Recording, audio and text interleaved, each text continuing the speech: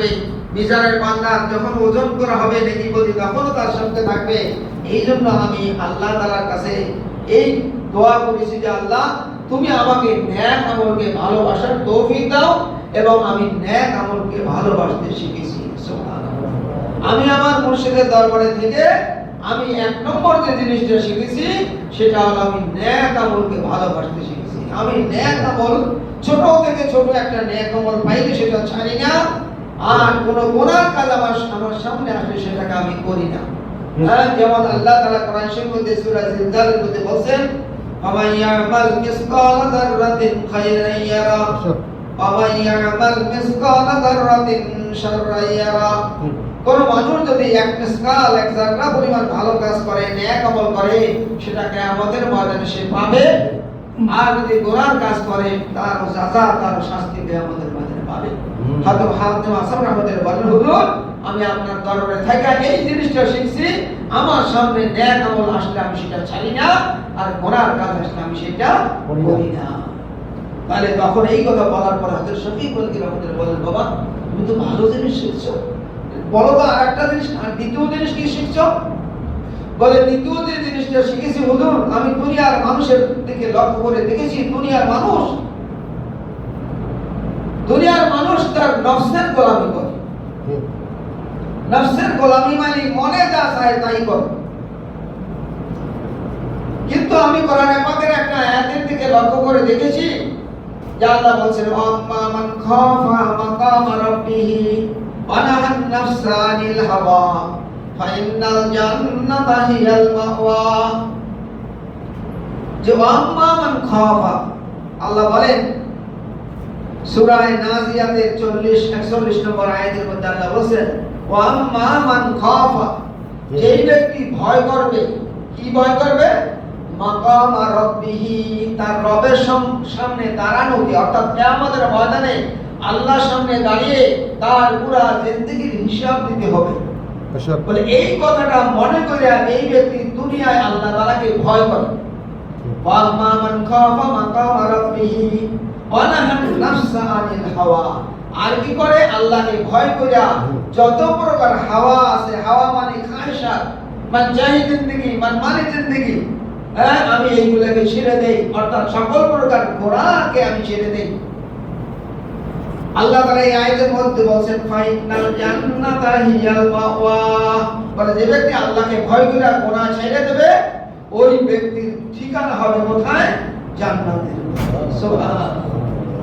হযরত শাকিব বলতি রাহমাতুল্লাহ আলাইহি বলেন বাবা তুমি তো ভালো জিনিস শিখছো, তুমি গুনাহকে ছেড়ে দিয়েছো আল্লাহকে ভয় করে, আর এইজন্য আল্লাহ বলেন যে গুনাহকে ছেড়ে দেবে সেই ব্যক্তির ঠিকানা আল্লাহ তাআলা জান্নাতের মধ্যে করে দেবে। আমাদের এর থেকে শিক্ষা নেওয়া দরকার যে আমাদের সামনে যখন গুনাহ আসবে এই গুনাহগুলোকে আমরা ছেড়ে দেব, এবং খোদা না খাস্তা যদি কোনো গুনাহ হয়ে যায় সঙ্গে সঙ্গে আমরা আল্লাহর কাছে তওবা করব, আল্লাহর কাছে মাফ চাইব। হযরত শাকিব বাকি রাহমাতুল্লাহ বললেন যে বাবা আর কি শিখছো বলো তো? তখন হযরত হাতিম আসম রাহমাতুল্লাহ এর 3 নম্বর কথা, এই দুইটা কথা হয়ে গেছিল, 3 নম্বর কথা সেটা হলো তিনি বললেন হুজুর দুনিয়ার মানুষের দিকে আমি লক্ষ্য করে দেখেছি যে দুনিয়ার মানুষ দুনিয়া টাকা পয়সা সম্পদ এইগুলো পাইলে খুব খুশি হয়, দুনিয়া হাসিল করতে পারলে সবাই খুব চেষ্টাও করে এবং খুশি হয়, খুব আনন্দিত হয়। কিন্তু এই দুনিয়ায় যা কিছু মানুষ সংগ্রহ করে ধন সম্পদ টাকা পয়সা বাড়ি গাড়ি এ সব একদিন শেষ হয়ে যাবে, সব একদিন শেষ হয়ে যাবে। যেমন কোরআনে পাকের সূরা নাহলের 96 নম্বর আয়াতের মধ্যে আল্লাহ বলেন মা ইনদাকুম ইয়ানফাদু ওয়া মা ইনদাল্লাহি বাক, মা ইনদাকুম ইয়ানফাদু, তোমার কাছে যা আছে, যে সম্পদ আছে, যা কিছু আছে, ইয়ানফাদু তা একদিন শেষ হয়ে যাবে। আমাদের কাছে যার কাছে যা আছে এই সব একদিন নিঃশেষ হয়ে যাবে, কিছু থাকবে না। মা ইনদাকুম ইয়ানফাদু ওয়া মা ইনদাল্লাহি বাক, এবং আল্লাহ বলেন ওয়া মা ইনদাল্লাহ, আর যা আল্লাহর কাছে থাকবে, অর্থাৎ আল্লাহর ব্যাংকে যেটা জমা রাখবে, আল্লাহর কাছে যেটা জমা রাখবে সেইটা চিরস্থায়ী তোমার জন্য তো বাকি থাকবে। তো হযরত হাতিম আসেফ রাহমাতুল্লাহ আলাইহি বলেন যে আমি সূরা নাহলের এই 96 নম্বর আয়াতের দিকে লক্ষ্য করে দেখলাম যে আল্লাহ বলেন মানুষ যা সম্পদ অর্জন করে এটা একদিন শেষ হয়ে যাবে, আর যেটা আল্লাহর ব্যাংকে জমা রাখবে, আল্লাহর রাস্তায় দান করবে, সেটা চিরস্থায়ী থাকবে। সেজন্য আমি আমার সম্পদ আমি আল্লাহর রাস্তায় দান করে দিলাম। আল্লাহু আকবার। এর থেকে আমরা এটা শিক্ষা নেব যে আল্লাহ পাক আমাদেরকে যা কিছু দিয়েছেন তার থেকে আমরা সাধ্য অনুযায়ী আল্লাহর রাস্তায় খরচ করব যতটুকু আমরা পারি। যেমন আল্লাহ তাআলা বলছেন সূরা মুনাফিকুর মধ্যে আল্লাহ বলেন ইয়া আইয়ুহাল্লাযীনা আমানু লা তুলহিকুম আমওয়ালুকুম ওয়ালা আওলাদুকুম আন যিকরিল্লাহ। আল্লাহ বলেন যে তোমার এই দুনিয়ার সম্পদ এবং দুনিয়ার সন্তান সন্ততি এইটা যেন তোমাকে আল্লাহর জিকির থেকে তোমাকে ফিরিয়ে রাখতে না পারে। অর্থাৎ আল্লাহর জিকির থেকে এই নামাজ আদায় করা এটা আল্লাহর জিকির, তাসবিহ তাহলিল কোরআন তেলাওয়াত করা, ওয়াজিফা করা, বিভিন্ন নেক আমল করা, এগুলো আল্লাহর জিকির। এই আল্লাহর জিকির থেকে তোমার জন্য ফিরা তুমি না থাকো, ফিরা থাকার কারণ যেন এইটা না হয় যে তোমার মাল এবং তোমার সন্তান সন্ততি। ওয়ানফিকু মিম্মা রাযাকনাকুম মিন ক্বাবলি আন ইয়াতিয়া আহাদাকুমুল মাউত। আল্লাহ বলেন ওয়ানফিকু, তুমি খরচ করো, মিম্মা রাযাকনাকুম, তোমাকে যে রিজিক আল্লাহ তাআলা দান করছে সেই রিজিক থেকে তুমি আল্লাহর রাস্তায় খরচ করো। মিন ক্বাবলি আন ইয়াতিয়া আহাদাকুমুল মাউত, তোমার মৃত্যু আসার পূর্বে। কারণ মৃত্যু আসলে আর নেক আমল করা যাবে না, সম্পদ দান করা যাবে না। কারণ আমাদের মৃত্যুর পরে, প্রত্যেকের মৃত্যুর পরে আমাদের যত কষ্ট করে আমরা সম্পদ অর্জন করি না কেন, সেই সম্পদের মালিক হয়ে যাবে ওয়ারিস, মিরাস তারা পেয়ে যাবে ছেলে মেয়ে এবং অন্যান্য লোক। অতএব আল্লাহ বলছেন তোমার জীবিত থাকা অবস্থায় তোমার সম্পদ থেকে আল্লাহর রাস্তায় খরচ করো। ফায়াকুল রাব্বি লাউলা আখারতানি ইলা আজালিন করিম। অনেকে বলবে মৃত্যুর সময়, তখন যখন আজরাইল আসলামকে দেখবে তখন বলবে আমাকে একটু সময় দাও, আমি একটু নেক আমল করে আসি, আমি আমার সম্পদ থেকে দান করে আসি। কিন্তু তখন কি বলা হবে? ওয়ালা ইউআখিরুল্লাহু নাফসান ইযা জাআ আজালুহা, বলে এক মুহূর্ত সময় আল্লাহ তাআলা নেবে না, তোমার জানটাকে কবজ করা হবে। সেজন্য হযরত হাতিম আসেফ রাহমাতুল্লাহ বলেন যে আমি আল্লাহ পাকের এই আয়াতের দিকে লক্ষ্য করে দেখছি যে আল্লাহ বলছেন যে তোমার কাছে যা আছে তা একদিন বিশেষ হয়ে যাবে এবং আল্লাহর কাছে যা জমা রাখবে সেইটা চিরস্থায়ী তোমার জন্য বাকি থাকবে। অতএব আমি আমার সম্পদ থেকে আল্লাহর রাস্তায় দান করলাম। চতুর্থ নম্বরে হযরত হাতিম আসেফ রাহমাতুল্লাহ বলেন যে আমি দুনিয়ার মানুষের দিকে লক্ষ্য করে দেখলাম দুনিয়ার মানুষ এক একটা জিনিসের অহংকার করে, গৌরব করে, অহংকার করে। কেউ ধন সম্পদের অহংকার করে, কেউ বংশের অহংকার করে, কেউ জ্ঞানের এলেমের অহংকার করে, কেউ সম্মানের অহংকার করে, বিভিন্ন প্রকার অহংকার করে।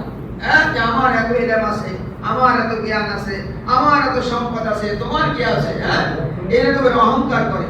কিন্তু হযরত হাতিম আসেফ রাহমাতুল্লাহ বলেন যে আমি কোরআনে পাকের একটা আয়াতের দিকে লক্ষ্য করে দেখলাম যে সূরা হুজরাতের 13 নম্বর আয়াতের মধ্যে আল্লাহ তাআলা বলেন ইন্না আকরামাকুম ইনদাল্লাহি আতকাকুম। আল্লাহ বলেন যে তোমাদের মধ্যে ওই ব্যক্তি হলো সম্মানী, সবচেয়ে বেশি সম্মানী ইনদাল্লাহি আতকাকুম, যে ব্যক্তি তাকওয়া করে, যে ব্যক্তি তাকওয়া পরহেজগারি করে, যে ব্যক্তি আল্লাহকে ভয় করে সকল প্রকার গুনাহ থেকে বাঁচা থাকে, সেই ব্যক্তি হলো তোমাদের মধ্যে সবচেয়ে সম্মানী। অর্থাৎ তিনি বললেন হযরত হাতিম আসেফ রাহমাতুল্লাহ আলাইহি যে আমি অহংকার ছেড়ে দিয়ে মালের অহংকার, সম্পদের অহংকার, জ্ঞানের অহংকার, ইলমের অহংকার এইগুলো ছেড়ে দিয়ে আমি কি করলাম? ইন্না আকরামাকুম ইনদাল্লাহি আতকাকুম, আল্লাহ পাকের এই আয়াতের উপর আমল করতে শুরু করলাম। অর্থাৎ আমি আল্লাহ তাআলাকে ভয় করতে শুরু করলাম, তাকওয়া হাসিল করতে শুরু করলাম, পরহেজগারি শুরু করলাম। হযরত হাতিম আসেফ রাহমাতুল্লাহ আলাইহি ৫ম নম্বরে বললেন যে হুজুর আমি দুনিয়ার মানুষের দিকে লক্ষ্য করে দেখলাম যে দুনিয়ার মানুষ একদল আর একদলকে ক্ষতি করতে পারলেই খুব খুশি। একজন আর একজনকে ক্ষতি করতে পারলে সে খুশি হয়ে যায়, এবং সে গোপনে বিভিন্ন ভাবে এক দল অন্য দলকে, এক ব্যক্তি অন্য ব্যক্তিকে, ভাই ভাইকে বিভিন্ন প্রকার মানুষ তারা একে অপরের ক্ষতি করতে খুব চেষ্টা করে আর মনে করে যে ক্ষতি করে তারপর নিজে বেশি সম্পদ অর্জন করার চেষ্টা করে। তখন তিনি বলেন হযরত হাতেম আসাদ রাহমাতুল্লাহ আলাইহি যে আমি আল্লাহ পাকের একটা আয়াতের দিকে লক্ষ্য করে দেখছি যে আল্লাহ তাআলা বলেন নাহনু কাসামনা বাইনাকুম মাঈশাতাম ফিল হায়াতিদ দুনিয়া, সূরা যুখরুফের 32 নম্বর আয়াত। আল্লাহ এখানে বলেন নাহনু কাসামনা বাইনাকুম মাঈশাতাম। আল্লাহ বলেন যে আমি বান্দার মাঈশাতকে, বান্দার জিন্দেগিকে, বান্দার যে যতটুকু ধন সম্পদ দুনিয়ায় পাবে আল্লাহ তাআলা তার তকদিরে লিখে দিয়েছেন। সে যতই চেষ্টা করুক না কেন, যতটুকু আল্লাহ তাআলা তকদিরে লিখে দিয়েছেন তার চেয়ে বেশি অর্জন করতে পারবে না। যতটুকু আল্লাহ তাআলা ভাগ্যে রাখছে সেতটুকুই পাবে। হ্যাঁ, দুই ব্যক্তি পাশাপাশি দোকানদার, দুই ব্যক্তি একই দোকানদার একই ব্যবসা করে, দেখা যায় একজনের লাভ হয় একজনের লস হয়, হয় নাকি? হয়তো হয় কি হয় না? হয়তো। সেই জন্য আল্লাহ তাআলা বলছেন যে নাহনু কাসামনা বাইনাহুম মাঈশাতাহুম, আমি মানুষের মধ্যে মানুষের মাঈশা জিন্দেগি বসারের উপকরণ এটা আমি তাকসিম করে দিয়েছি ফিল হায়াতিদ দুনিয়া, দুনিয়ার জিন্দেগিতে। অতএব হযরত হাকিম আসাদ রাহমাতুল্লাহ বলেন যে আমাকে আল্লাহ তাআলা যতটুকু সম্পদ দিয়েছে এইটার উপর আমি তুষ্ট থাকলাম, অর্থাৎ আমি আর অন্য আকাঙ্ক্ষা করি না। এরপরে হযরত হাকিম আসাদ রাহমাতুল্লাহ বলেন 6 নম্বরে যে দুনিয়ার মানুষ একজন অন্যজনের শত্রুতা করে, গোপনে প্রকাশ্যে বিভিন্ন ভাবে এক দেশ আরেক দেশের সাথে শত্রুতা করে, এক ব্যক্তি আরেক ব্যক্তির সাথে শত্রুতা করে, বলে একে অপরের সাথে শত্রুতা করে। হযরত হাকিম আসাদ রাহমাতুল্লাহ বলেন যে আমি সূরা ফাতিরের 6 নম্বর আয়াতের মধ্যে লক্ষ্য করে দেখছি যে আল্লাহ তাআলা বলছেন যে ইন্নাশ শাইতানা লাকুম আদুউম মুবিন ফাত্তাখিযুহু আদুওয়া। আল্লাহ বলছেন যে শত্রুতা যদি করতে চাও তাহলে শত্রুতা করবে একজনের সাথে, সে হলো শয়তান। সে হলো কে? শয়তান। ভাই ভাইয়ের সঙ্গে শত্রুতা করবে না, মানুষ মানুষের সঙ্গে শত্রুতা করবে না, মানুষের শত্রুতা থাকবে একমাত্র শয়তানের সাথে, ইবলিসের সাথে। যেমন আল্লাহ তাআলা বলেন ইন্নাশ শাইতানা লাকুম আদুউম মুবিন, নিশ্চয় শয়তান হলো মানুষের জন্য আদুউম মুবিন, মানে প্রকাশ্য শত্রু। অতএব আমাদেরকে শত্রুতা কার সঙ্গে থাকবে? শয়তানের সাথে। মানুষ মানুষের সঙ্গে শত্রুতা থাকবে না। আল্লাহ বলেন ফাত্তাখিযুহু আদুওয়া, অতএব শয়তানকে তোমরা দুশমন হিসেবে গ্রহণ করো। অতএব শয়তান আমাদের দুশমন, কিন্তু মানুষ মানুষের সঙ্গে দুশমনি আমরা করব না, দুশমনি ছেড়ে দিতে হবে। হযরত হাকিম আসাদ রাহমাতুল্লাহ আলাইহি যখন শফিক বলকি রাহমাতুল্লাহর কাছে এই কথা বললেন, শফিক বলকি রাহমাতুল্লাহ খুব খুশি হলেন যে শয়তানের সাথে দুশমনি। আর আসলে তো শয়তান ইবলিস, যে ইবলিস শয়তান হয়েছে এর কারণ হলো কি? কারণ হলো এই মানুষকে সিজদা দিতে বলছিলেন আল্লাহ তাআলা আদমকে, তাই না? আদমকে সিজদা দিতে বলছিলেন, কিন্তু সেই সিজদা আদমকে দেয় নাই। আর এই সিজদা দিয়া এইটাই প্রমাণ করতে চেয়েছেন আল্লাহ তাআলা। আল্লাহ তাআলা যে ফেরেশতাদের দ্বারা সিজদা দেওয়াইছেন, এটার মূল কারণ কি? মূল কারণ হলো মানুষ হলো ফেরেশতাদের থেকেও দামি। মানুষ হলো সকল সৃষ্টির মধ্যে শ্রেষ্ঠ হলো মানুষ। আল্লাহ কোরআনে অন্য জায়গায় বলেন ইন্না আকরামাকুম ইনদাল্লাহি লাকাদ কাররামনা বানি আদম। আল্লাহ বলেন আমি বনি আদমকে মুকাররম করেছি, সম্মান করেছি। বনি আদম হলো সবচেয়ে ফেরেশতাদের থেকেও দামি। এইজন্য ফেরেশতাদের দ্বারা সিজদা দেওয়া আল্লাহ তাআলা এটা প্রমাণ করে দেখাইছেন। এবং ইবলিস জিন জাতি এবং ইবলিসের থেকেও দামি মানুষ। ইবলিসের তখন তো ইবলিস নাম ছিল না, তখন আজাদির নাম ছিল, কিন্তু যখন সিজদা না দিল তখন তার নাম হয়ে গেল ইবলিস। আল্লাহ তাআলা বলেন ফাখরুজ ফাইন্নাকা রাজিম, তুমি হে ইবলিস এখান থেকে বের হয়ে যাও, আল্লাহর দরবার থেকে বের হয়ে যাও। কেননা সে আল্লাহ তাআলা ওই ইবলিসকে সে এত ইবাদত গুজার ছিল, 6 লক্ষ বছর ইবাদত করেছিল আল্লাহ তাআলার ইবলিস। এরপরে আল্লাহ তাআলা তাকে ফেরেশতাদের সর্দার, ফেরেশতাদের মুআল্লিমুল মালায়েকা বানাইলেন। কিন্তু যখন এই আদমকে সিজদা দিল না, তখন আল্লাহ তাআলা বললেন ফাখরুজ, হে ইবলিস এখান থেকে বের হও, ফাইন্নাকা রাজিম। তার উপরে আল্লাহর লানত পতিত হলো, চিরকালের জন্য অভিশপ্ত হয়ে গেল সেই ইবলিস শয়তান। সেই জন্য আল্লাহ তাআলা বলেন যে ইন্না শায়তান লাকুম আদুউম মুবিন, নিশ্চয় ইবলিস শয়তান হলো তোমাদের জন্য দুশমন, ফাত্তাখিযু আদুওয়া, অতএব তাকে তোমরা দুশমন রূপে গ্রহণ করো। হযরত হাতিম আসাম রাহমাতুল্লাহ আলাইহি বলেন যে আমি শয়তানকে আমার শত্রু হিসেবে গ্রহণ করেছি আর দুনিয়ার মানুষকে আমি বন্ধু রূপে গ্রহণ করেছি। এরপর 7 নম্বরে হযরত হাতিম আসাম রাহমাতুল্লাহ বলেন, হুজুর দুনিয়ার মানুষের দিকে লক্ষ্য করে দেখলাম দুনিয়ার মানুষ এক টুকরা রুটির জন্য দুনিয়ায় কি করে সে অপমানিত হয়, এক টুকরা রুটির জন্য অপমানিত হয়, দুনিয়ার টাকা পয়সা অর্জন করার জন্য সে মেহনত করে, কিন্তু এই মেহনতের ব্যাপারে এই রুজি তালাশের ব্যাপারে সে হালাল হারামের দিকে খেয়াল করে না, এখানে যা পায় তাই খায় না।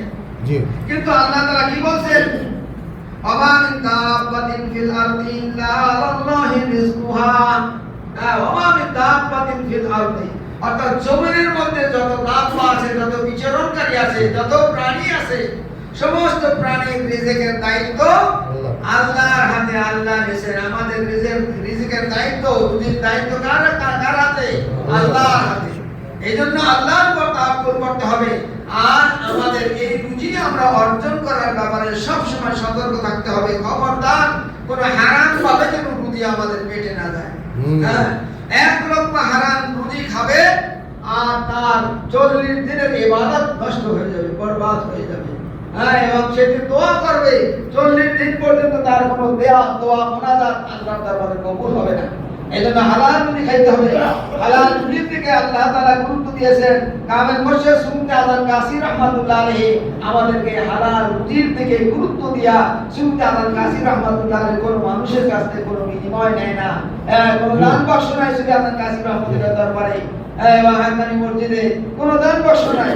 এজন্য আল্লাহ তাআলা বলেন, ওয়া মিন দাব্বাতিন ফিল আরদি ইল্লা আলাল্লাহি রিজকুহা, সকল প্রাণীর রিজিকের দায়িত্ব হলো আল্লাহ তাআলার উপর। হযরত হাতিম আসাম রাহমাতুল্লাহ বলেন, হুজুর আমি আল্লাহর উপর তাওয়াক্কুল করেছি এবং আমি এইটাই ইয়াকিন করে নিয়েছি আমার রিজিকের দায়িত্ব আল্লাহ তাআলার হাতে আছে। অতএব আমি হালাল হারাম অর্থাৎ হারামের থেকে পরহেজ করতে থাকলাম। এরপরে 8 নম্বরে হযরত হাতিম আসাম রাহমাতুল্লাহ বলেন, হুজুর আপনার দরবারে 8 নম্বর যে মাসালাটা শিক্ষা করেছি সেটা হলো এই যে দুনিয়ার মানুষকে আমরা দেখলাম যে দুনিয়ার মানুষ ধন সম্পদ, ব্যবসা বাণিজ্য, চাকরি নকরি, বিভিন্ন জিনিসের উপর মানুষ ভরসা করে। কেউ দোকানের উপর ভরসা করে, কেউ চাকরির উপর ভরসা করে, কেউ মিল ফ্যাক্টরির উপর ভরসা করে, কেউ জ্ঞানের উপর ভরসা করে, বিভিন্ন জিনিসের উপর ভরসা করে। কিন্তু হযরত হাতিম আসাম রাহমাতুল্লাহ বলেন যে আমি আল্লাহ পাকের একটা আয়াত, ওমাইয়াত্তাকিল্লাহা ইয়াজআল লাহু মাখরাজা ওয়া ইয়ারযুকহু মিন হাইসু লা ইয়াহতাসিব ওয়া মান ইয়াতাওয়াক্কাল আলাল্লাহি ফাহুয়া হাসবুহু। আল্লাহ তাআলা এখানে বলছেন যে তোমরা আল্লাহর উপর তাওয়াক্কুল করো, আল্লাহর উপর ভরসা করো। ওমাইয়াত্তাকিল্লাহ, যে ব্যক্তি আল্লাহ তাআলাকে ভয় করবে, ইয়াজআল লাহু মাখরাজা, আল্লাহ তাআলাকে ভয় করলে, তাকওয়া হাসিল করলে আল্লাহ তাআলা ওই ব্যক্তির রুজির ব্যবস্থা কোন দিক থেকে করে দেবেন সে নিজেও চিন্তা করে বুঝতে পারবে না। সুবহানাল্লাহ। ওয়া ইয়ারযুকহু মিন হাইসু লা ইয়াহতাসিব, আল্লাহ বলেন যে তার রিজিক কোন দিক থেকে করে দেবেন সে নিজেও বুঝতে পারবে না। ওয়া মান ইয়াতাওয়াক্কাল আলাল্লাহ ফাহুয়া হাসবুহু, যে ব্যক্তি আল্লাহর উপর তাওয়াক্কুল করবে, আল্লাহর উপর ভরসা করবে, আল্লাহই তার জন্য যথেষ্ট হয়ে যাবে। সুবহানাল্লাহ। এই 8টি মাসালা হযরত হাতিম আসাম রাহমাতুল্লাহ আলাইহি তার মুর্শিদ হযরত শাকিক বালকি রাহমাতুল্লাহ আলাইহি দরবারে থেকে শিখলেন। যখন শাকিক বালকি রাহমাতুল্লাহ আলাইহি এইগুলি শুনলেন তখন বললেন, বাবা তুমি তো ভালো জিনিস শিখেছো, অনেক সুন্দর জিনিস শিখেছো। অতএব এই 8টা মাসালাকে হযরত মাওলানা সুন্নি আযান কাসি রাহমাতুল্লাহ আলাইহি সেইটাকে 4টা মাসালার মধ্যে সংক্ষিপ্ত আকারে 4টা মাসালার মধ্যে নিয়ে আসছে। 4টা মাসালা কি? বলে 4টা মাসালার মধ্যে 1 নম্বর হলো বিনা কাজায় 5 ওয়াক্ত নামাজ আদায় করা। নামাজের কোনো কাজা করা যাবে না, বিনা কাজায় নামাজ পড়তে হবে।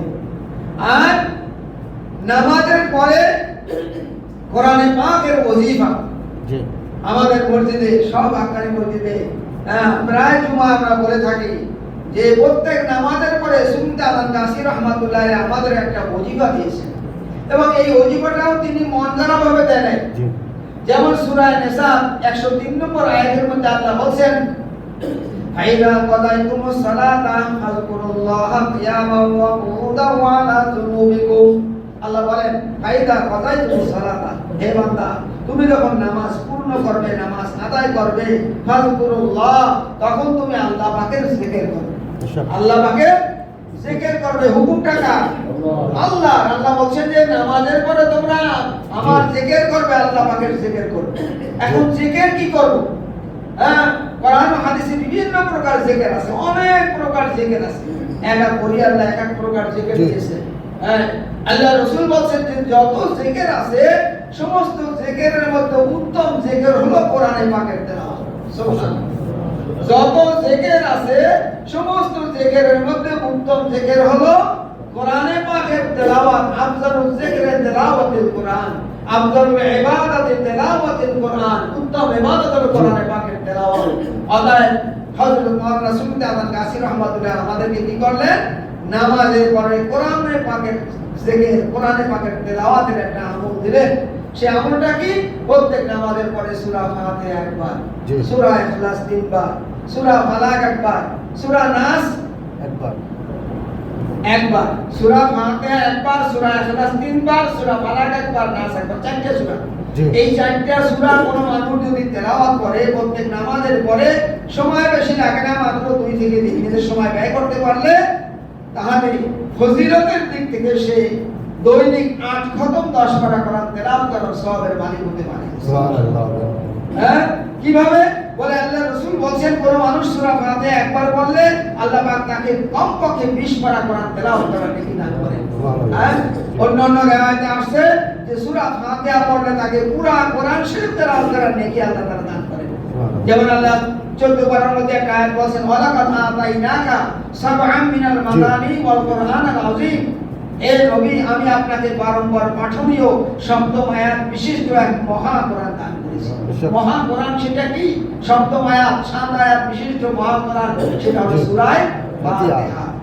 হ্যাঁ, অর্থাৎ এই সূরা ফাতিহা পড়লে, এই আয়াতের ব্যাখ্যার মধ্যে লিখেছে সূরা ফাতিহা একবার পড়লে সমস্ত আসমানি কিতাব তেলাওয়াত করার ফজিলত হাসিল হয়। হ্যাঁ, সর্বোপরি এই 4টি সূরা পড়লে একজন মানুষের দৈনিক 5 ওয়াক্ত নামাজের পরে পড়লে 150 কোরআনের আয়াত তেলাওয়াত করা হয়। সুবহানাল্লাহ। 150 আয়াত কিভাবে? বলে সূরা ফাতিহার মধ্যে 7টা আয়াত, সূরা ইখলাসে 4 আয়াত, 3 বার পড়লে হয় 12 আয়াত। 12 আর ফাতিহা 7, 12 আর 7 কত? 19 আয়াত। ফালাক নাসে 11 আয়াত, 19 আর 11 30, 19 আর 11 30। তাহলে 5 ওয়াক্ত নামাজের পরে পড়লে 5 30 150 আয়াত তেলাওয়াত হবে। আল্লাহ রাসূল একটা হাদিসের মধ্যে বলেছেন কোন মানুষ যদি দৈনিক 100 কোরআনের আয়াত তেলাওয়াত করে দৈনিক, লাম ইয়াকুম মিনাল গাফিলিন, ওই ব্যক্তি গাফিলদের অন্তর্ভুক্ত হবে না, ওই ব্যক্তি যাকিরিনদের অন্তর্ভুক্ত হবে। সুবহানাল্লাহ। অতএব আমরা 100 কেন 150 আয়াত পেয়ে যেতেছে আপনার তেলাওয়াত। কামেল বশির সুন্নতে আল্লাহ কাসী রাহমাতুল্লাহ আলাইহি এই জন্য আমাদেরকে প্রত্যেক নামাজের পরে এই ছোট্ট ওজিফাটা পড়তে বলছেন। আমরা পড়ি না, কেন পড়ি না ভাই? অল্প একটু সময় বসলে আপনি একদিকে তো নেকি পাবেন, অপর থেকে আরেকটা লাভ হবে, সেটা হলো লক্ষ লক্ষ মানুষের দোয়া আপনি পাবেন। লক্ষ লক্ষ মানুষের দোয়া। কেন? মানে এই ওজিফা, এই আমলটা যারা করে 5 ওয়াক্ত নামাজের পরে, তারা প্রত্যেকে বিভিন্ন দোয়ার মধ্যে এই দোয়াটা করে, আল্লাহ এই আমল যারা বর্তমান করতেছে, পূর্বে করেছিল, ভবিষ্যতে করবে, আল্লাহ সকলের প্রতি আপনার রহমত বৃদ্ধি করে দেন। এই যে দোয়াটা দেখেন, একজন মানুষ অন্য দেশে, আমেরিকায় বসে, লন্ডনে বসে, বিভিন্ন জায়গায় বসে এই দোয়া করতেছে, আর আপনি এখানে বসে পড়তেছেন। তাহলে আপনার দোয়াটা, আপনি যখন কইরা দোয়া করবেন, আপনার দোয়াটা তার কাছে যাবে, তার দোয়াটা আপনার কাছে যাবে। হ্যাঁ, অর্থাৎ লক্ষ লক্ষ মানুষের দোয়া আপনার কাছে আসবে। এটা দুনিয়া থাকা অবস্থায় আসবে, দুনিয়া থেকে চলে গেলেও আসবে, মৃত্যুর পরেও আসবে। কতদিন আসতে থাকবে? বলে আসতে থাকবে এই কোরআন যতদিন পৃথিবীতে থাকবে। কোরআন থাকবে কতদিন? কিয়ামতের ইসরাফিল আলাইহিস সালামের সিংহা পুত্রের আগ পর্যন্ত পৃথিবীতে কোরআন থাকবে এতদিন। এবং মানুষ ইন্তেকাল করলে, আল্লাহ রাসূল সাল্লাল্লাহু আলাইহি ওয়াসাল্লাম বলেন একটা হাদিসের মধ্যে, আল মাইয়িতু ফিল কবরে কাল গরিকু ফিল বাহরি। মৃত্যু ব্যক্তি কবরের মধ্যে ওই ব্যক্তির মতো যেমন সমুদ্রে কোনো জাহাজ ডুবে যায়, ডুবন্ত জাহাজের যাত্রী যেমন সে তার প্রাণকে বাঁচাইতে চায়, কবরে যে ব্যক্তি চলে গেছে তার যদি কবরে আযাব শাস্তি হতে থাকে, সেই শাস্তি থেকে তার প্রাণকে বাঁচাইতে চায়, কিন্তু বাঁচানোর ব্যবস্থা কি? হ্যাঁ, বলে ওই মানুষ মৃত্যুর পরে যদি সে ফেরেশতাদের কাছে মাফ চায়, ফেরেশতারা মাফ করবে না, তওবা করলেও কবুল হবে না। মৃত্যুর পরে কোনো নেক আমলও করা যায় না, গুনার কাজও হয় না। হ্যাঁ, অতএব সে কবরে বসে একটা নেকি পায়, সেটা হলো দুনিয়ার মানুষ যদি দোয়া করে। দুনিয়ার মানুষ যদি তারা দোয়া করে, কোন মানুষের কবরে যদি আযাব হয়, শাস্তি হয় মৃত্যুর পরে, আর দুনিয়ার তার ছেলে মেয়ে, হ্যাঁ, আল্লাহ রাসূল বলেন মৃত্যুর পরে তিনটা রাস্তায় মানুষ দোয়া পায়। ইদা মাতাল ইনসান ইনকাতা আনহু আমালহু, মানুষ যখন মারা যায় তার সকল আমলের দরজা বন্ধ হয়ে যায়, কিন্তু তিনটা রাস্তা তার বাকি থাকে। সেটা ইল্লা মিন সাদাকাতিন জারিয়া, একটা হলো সাদকা জারিয়া। হ্যাঁ, দুনিয়ার জনমানব কল্যাণমূলক কোনো কাজ করে, কোনো ফলদার গাছ লাগাইলো, পানির কুয়া খনন করলো, রাস্তা করলো, মসজিদ করলো, এরকমের ভাবে দুনিয়ার মানুষ উপকৃত হয় এমন কোনো কাজ করলে তার একটা সাদকা জারিয়ার নেকি কবরে পাবে। আর একটা পাবে আও ইলমিন ইয়ান্তাফাউ বিহি, যে জ্ঞান সে শিখছিল দুনিয়ায়, ওইটা দুনিয়ার মানুষকে যদি শিখায় দেয়। তো আপনি সূরা ফাতিহা শিখছেন, আর একজনকে শিখাই দেন, ওই মানুষটা যতদিন ফাতিহা পড়বে তার একটা নেকি কবরে বসা পাবে। আরেকটা হলো ওয়ালাদিন সালিহিন ইয়াতুলা, নেককার সন্তান যদি থাকে তারা দোয়া করলে সেই দোয়া পাবে। তো নেককার সন্তান দোয়া করবে কতদিন? যতদিন বাঁচা থাকে। হ্যাঁ, বাঁচা থাকে যতদিন ততদিন দোয়া করবে বাবার জন্য। বাবার পরে মানে ছেলের পরে আসে নাতি, নাতিও দাদার জন্য দোয়া করে, কিন্তু নাতির পরের জেনারেশনের পর দাদার জন্য দোয়া করে না। তাহলে আপনার আমি যখন পর দাদা হইয়া, নানার বাবা হইয়া, দাদার বাবা হইয়া কবরে শুয়ে থাকবো, তখন দোয়ার দরকার হবে আমাদের। দোয়া কোথায় পাবো? দোয়া করার মতো কেউ থাকবে না পৃথিবীতে। আপনার আমাকে কেউ চিনবেও না।